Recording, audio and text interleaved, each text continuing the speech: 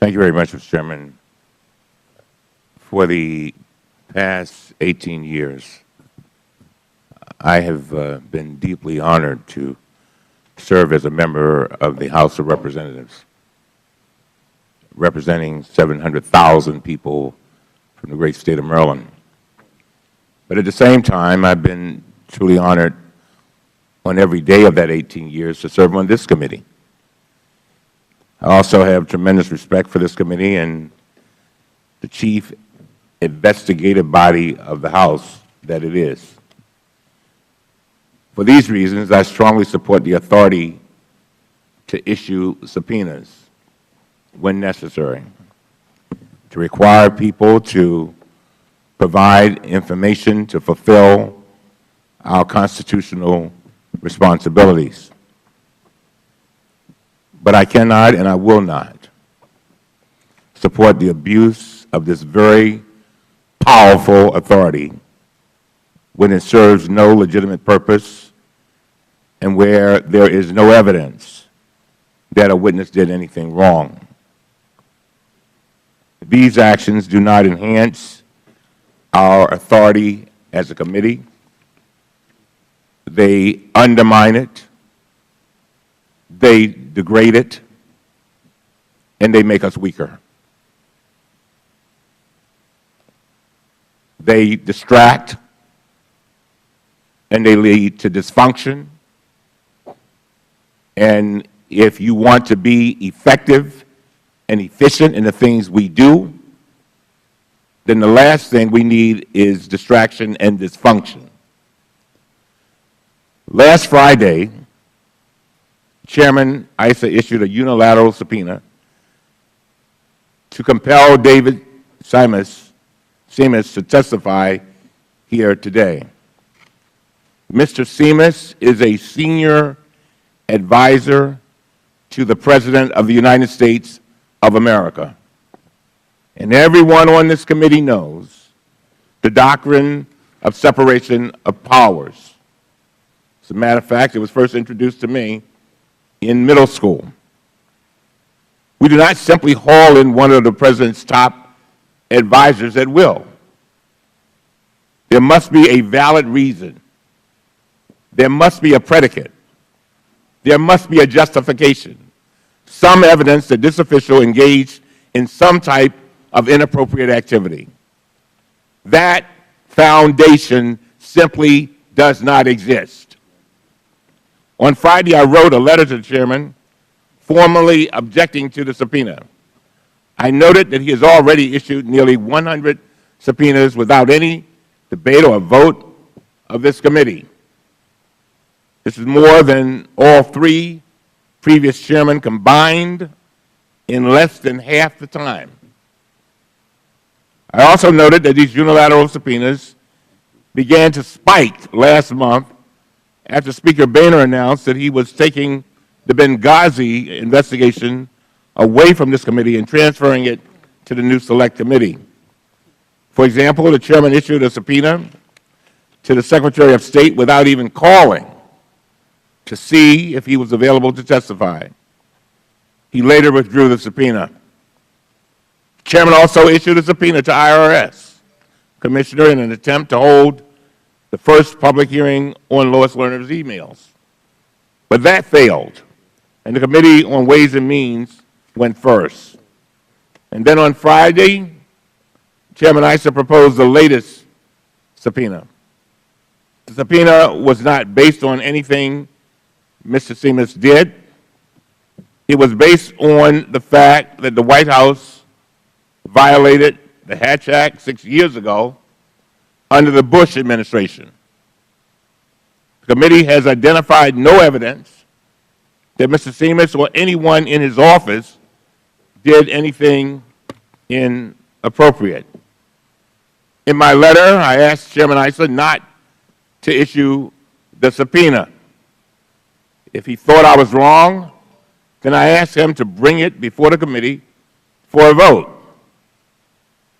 But he ignored my concerns, did not reply to my letter, did not call a committee vote. He just issued the subpoena by himself.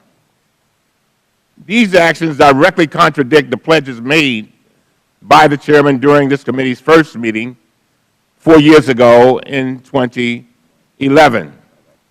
I shall never forget that meeting. It started off with a prayer by our former chairman, Ed Towns. And I'd now like to play a video clip from that meeting so that we can remember back then. And those who may not have been here, they need to see this. Play the clip, please.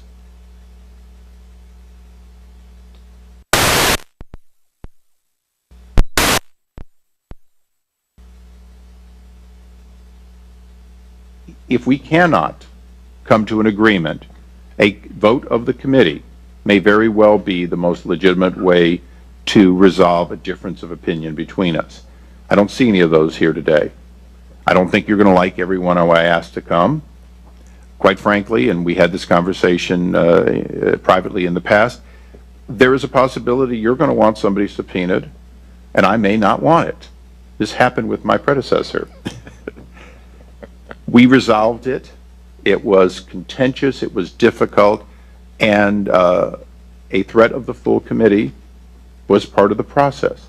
Chairman Towns did the right thing, and he did it on his own. And he did it written the way he thought it should be written. He did it to protect the integrity of this body. The subpoenas have borne a lot of fruit. From that lesson that Ed Towns and I have learned together, I expect that if you want a subpoena, I'd better take it seriously. And if I want a subpoena and you really object, I'm going to take your thoughts on why you object seriously. To be honest, I will ask other members of my committee, am I doing the right thing, and seek their guidance. And by the way, not just former chairman. I will also undoubtedly talk to other members on your side and say, am I nuts? Am I wrong? Is this somehow a subpoena that's outside the mainstream? So I don't intend on simply writing subpoenas endlessly.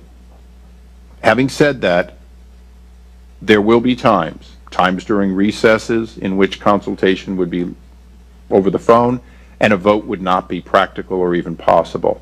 So I do intend and believe that we should maintain the rules as they are, work together, and bear in mind that if this doesn't work, it will be very public, and each of us would pay a price for being unreasonable. Mr. Chairman, those were your words. Those are your words.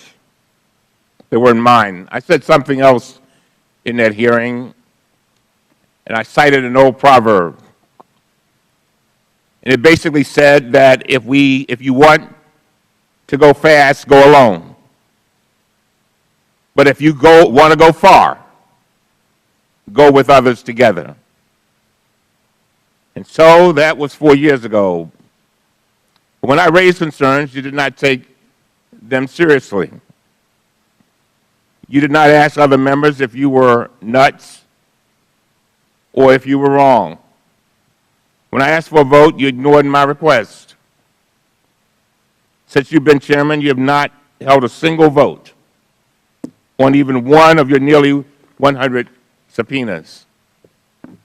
And one of the things that concerns me about this committee and this Congress is every year 2 years when we raise our hands and we swear to protect the citizens of our country, there's something that underlies that. And that is that we have a duty to preserve this democracy that we inherited when we came upon this earth. So, Mr. Chairman, with the utmost respect for this institution, because this is not about me, this is not about this committee, this is about generations yet unborn, I urge you to change course. This is supposed to be a deliberative body.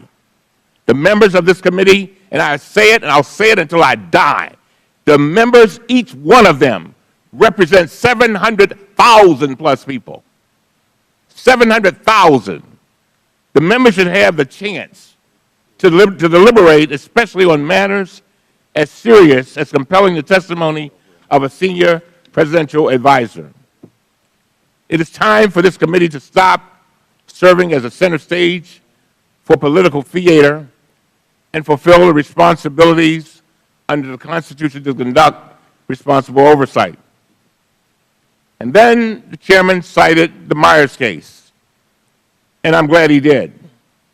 But in Myers, when the Bush administration claimed executive privilege to prevent the White House counsel, Harriet Myers, from testifying before the House Judiciary Committee in 2007-2008, the committee had a legitimate investigation into the forced resignations of 7 U.S. attorneys. The D.C. District Court explained, and I quote, "Congress, moreover, is acting pursuant to legitimate use of its investigative authority. Notwithstanding its best efforts, the committee has been unable to discover the underlying causes of the forced terminations of the U.S. attorneys. The committee has legitimate reasons to believe that Ms. Myers' testimony can remedy that deficiency. There is no evidence that the committee is merely seeking to harass Ms. Myers by calling her to testify," end of quote. And finally, in the Myers case, there are some distinguishing factors. Keep in mind, Ms. Myers was no longer in the White House. Number 2, remember that there was a complaint to the Office of Special Counsel already. There was a complaint about the firing of the U.S. attorneys. Number 3, there had been negotiations, and all parties declared that there was an impasse. Here, only one person declares that there's an impasse, apparently, and that is the chairman. And so I end by saying this is our watch. I end by saying we're better than this. If we want to go far, let's go together. If we want to go fast, go alone. With that, I yield back. Thank the gentleman.